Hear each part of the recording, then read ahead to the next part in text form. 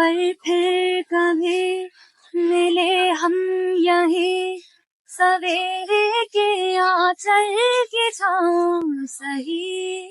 जब तक तुम्हें ये भेड़िए छोड़े ना मैं यूं वीर में वही चौखट परिंदे उड़ते रहूं।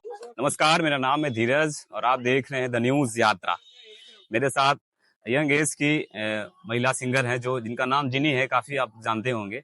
इस वक्त मेरे साथ बैठी हुई हैं, तमाम सवालात जवाब के साथ मैं इनके साथ बातचीत करता हूं। तो आप बनारस में आई हैं किसी प्रोग्राम के लिए, कैसा लगा आपको बनारस? बहुत अच्छा। मैंने बहुत लोगों ने पूछा था कि बनारस कैसा लगा, मैंने सबको वही जवाब दिया कि मेरा परिवार का एक हिस्सा इधर है एंड हम लोग आते रहते थे और बहुत सालों बाद अब फाइनली काम के जरिए वापस आई हूँ मैं, तो बहुत अच्छा लग रहा है। जी जी। अब रहने वाली देहरादून से है? हाँ जी, देहरादून। देहरादून में तो सिंगिंग से रिलेटेड नेहा कक्कर हो गई, नौटियाल जी हो गए हैं और न जाने कौन कौन है, पर आपका नाम मैं अभी बता रहा हूँ कि आप भी हैं उसी स्टोरी में शुमार हो गई है उत्तराखंड से। तो गाने की शुरुआत आपकी कब से हुई और कैसे हुई? दरअसल मेरी गाने की शुरुआत 6 साल की उम्र से हुई थी। मैं लिख रही हूँ कविताएं, मैं 6 साल की उम्र से लिखते हुए आई हूँ और माँ बाप के साथ में जब भी हम लोग एक जगह से दूसरी जगह पोस्टिंग आती थी हमारी, क्योंकि मेरे फादर है पोस्टिंग, जब भी हमारी पोस्टिंग आती थी हम लोग गाड़ी में बहुत गाने गाते थे साथ में। तो उससे दिलचस्पी हुई सिंगिंग में, कला में, एंड देन बस बढ़ती रही और बहुत सालों तक यही करती रही। बचपन से बचपन से। पहला गाना आपका कौन सा वायरल हुआ जिससे लोग आपको जानने लगे? आई थिंक पहला गाना था अनसुना, वो पिछले साल मार्च में हुआ था, और फिर सुकून जो सबसे बड़ा गया था। कहाँ से वायरल हुआ था? वो गाना लोगों ने स्पॉटिफाई पे बहुत Spotify, YouTube and then Instagram of course. मतलब मैक्सिमम लोग तो रील से वायरल होते हैं, आप स्पॉटिफाई से वायरल हुई हैं। ये है असली कला, जो कला वाले प्लेटफॉर्म से वायरल होता है, लोगों के पास जाता है। तमाम आप देख सकते हैं रील में लोग वायरल होते हैं। पिछले समय से टिकटॉक था, उससे लोग वायरल हो रहे थे। पर कला जो होता है वो कहीं अगर दिख जाए तो उसे जो है लोगों के पास पहुंचना है। तो मैम आप ये बताइए कि कैसा लगता है सिंगिंग और इसे कैसा महसूस होता है?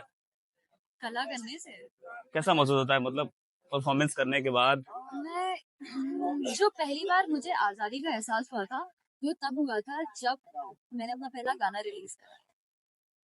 मेरी कला के माध्यम से जो मैं अपनी फीलिंग्स एक्सप्लेन कर सकती हूँ, किसी और तरीके से नहीं कर सकती। जिस तरीके से मैं कम्युनिकेट कर पाती हूँ, वार्तालाप कर पाती हूँ लोगों से, मेरी आर्ट के थ्रू, मेरी कला के थ्रू किसी तरीके से नहीं कर सकती। तो कोई ये पारिवारिक कला थी या केवल आपसे ही आई? मेरे परिवार में सिर्फ मैं ही हूँ जो म्यूजिक में हूँ। मेरी माँ ऑथर है और मेरे फादर एयरफोर्स में फाइटर पायलट है, तो बहुत अलग तरह है सब लोग। तो घर वाले तो पूछते होंगे कि बेटा तुम्हारे पास कहाँ से कला आ गया, हमारे पास जब नहीं था तो।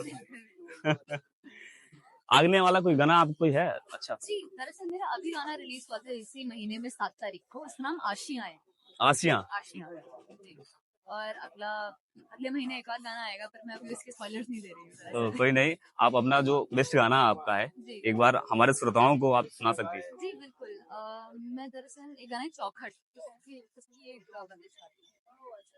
पर फिर कभी मिले हम यहीं सवेरे के आंचल की छाँव सही।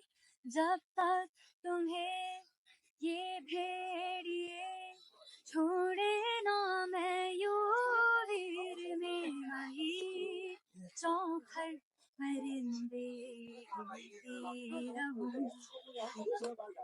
क्या बात है, बहुत मधुर आवाज है आपकी। आने वाली समय में आप बहुत शुमार होंगी उन गायकों में लता मंगेशकर की तरह, क्योंकि आवाज में आपकी मधुरता है।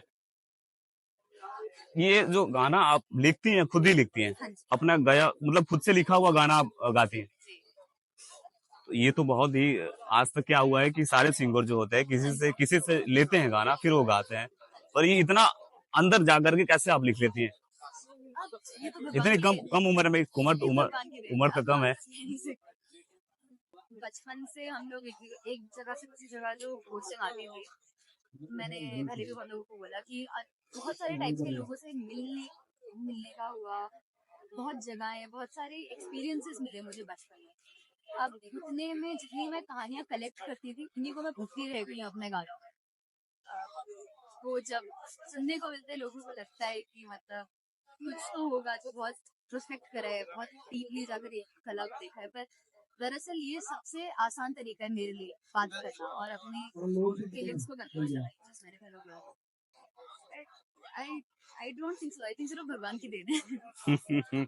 अभी तक आपके गाने जो हैं किसी फिल्म में गए हैं अभी? फिल्म में नहीं, मैं दरअसल इंडिपेंडेंट रिलीज करती हूँ। जैसे आपने बोला आज तक बहुत जो सिंगर्स थे उनको गाने दिए जाते थे, वो बॉलीवुड इंडस्ट्री का मतलब बेसिस था कि सिंगर्स होते हैं और कंपोजर्स होते हैं और सॉन्ग राइटर्स होते हैं और ये गाने बनाकर सिंगर को देते हैं। पर अब इंडिया में जो इंडिपेंडेंट म्यूजिक सीन है, जो आर्टिस्ट खुद से गाने निकाल रहे हैं, वो बहुत मशहूर होने लगे हैं, जिसमें मतलब बहुत सारे आर्टिस्ट खुद ही के गाने बनाकर लिखते हैं। बनारस बनारस आपने घूमा, जी कैसा लगा? बहुत बढ़िया, हमेशा। चलिए हम आपका स्वागत करते हैं बनारस में, हम बनारस से हैं। बहुत बहुत धन्यवाद आप